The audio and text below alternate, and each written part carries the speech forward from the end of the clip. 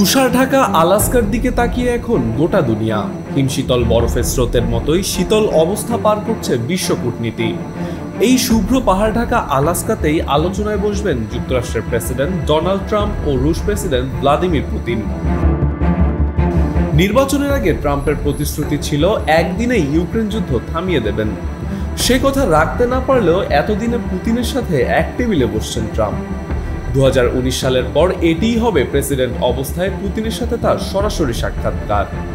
তবে বৈঠকের আগেই ইউরোপীয় নেতারা ট্রাম্পের সঙ্গে ভার্চুয়াল আলোচনায় বসে প্রকাশ করেছেন সতর্ক আশাবাদ, তুলে ধরেছেন নিজেদের প্রত্যাশা। ওয়ালটন এখন দেশের সীমানা পেরিয়ে পৌঁছে গিয়েছে 50টিরও বেশি দেশে। ওয়ালটন, ঘরে ঘরে বিশ্বজুড়ে।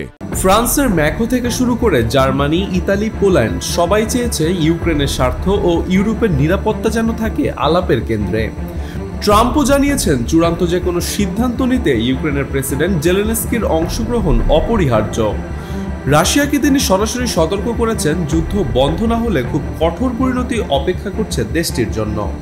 পোল্যান্ডের ডোনাল্ড টাস্ক স্পষ্ট করে বলেছেন রাশিয়াকে বিশ্বাস করা যায় না, আর জার্মানি বলছে ছাড় না দিলে চাপ আরও বাড়াতে হবে। কিন্তু আড়ালে জমে আছে বড় বিতর্ক, ভূখণ্ড বিনিময়ে। রাশিয়া চায় ইউক্রেন তার 4টি অঞ্চলকে ছেড়ে দিক এবং ন্যাটোতে যোগ দেওয়ার সমস্ত চেষ্টায় বন্ধ করুক। তবে সে প্রস্তাবে কিয়েভ ও ইউরোপ রাজি নয়, কারণ কোনো অঞ্চল ছাড়লে তা পরিণত হবে ভবিষ্যতের আক্রমণ ঘাঁটিতে। বিকল্প হিসেবে আলোচনায় এসেছে নিরাপত্তা নিশ্চয়তা, যা দীর্ঘমেয়াদে ইউক্রেনকে রক্ষা করতে পারে। ব্রিটিশ প্রধানমন্ত্রী কিয়ার স্টারমার বলেছেন নিরাপত্তা নিশ্চয়তায় ইতিবাচক অগ্রগতি হয়েছে। যুদ্ধবিরতির পর নিশ্চয়তা বাহিনী মোতায়েনের প্রস্তুতিও নিচ্ছে পশ্চিমা জোট। কিন্তু সীমান্তে এখনো গর্জে উঠছে রুশ ট্যাঙ্ক, ডনেৎস্কে চলছে গ্রীষ্মকালীন আক্রমণ। ট্রাম্পও স্বীকার করেছেন পুতিনের ফোন কল রেখেই তিনি দেখেছেন রকেট হামলায় বিধ্বস্ত হচ্ছে বৃদ্ধাশ্রম, রাস্তা জুড়ে পড়ে আছে মৃতদেহ। তাই ট্রাম্পও ভাবছেন হয়তো মস্কোর উত্তরটা হবে না বোধক, পুতিন থামবেন না।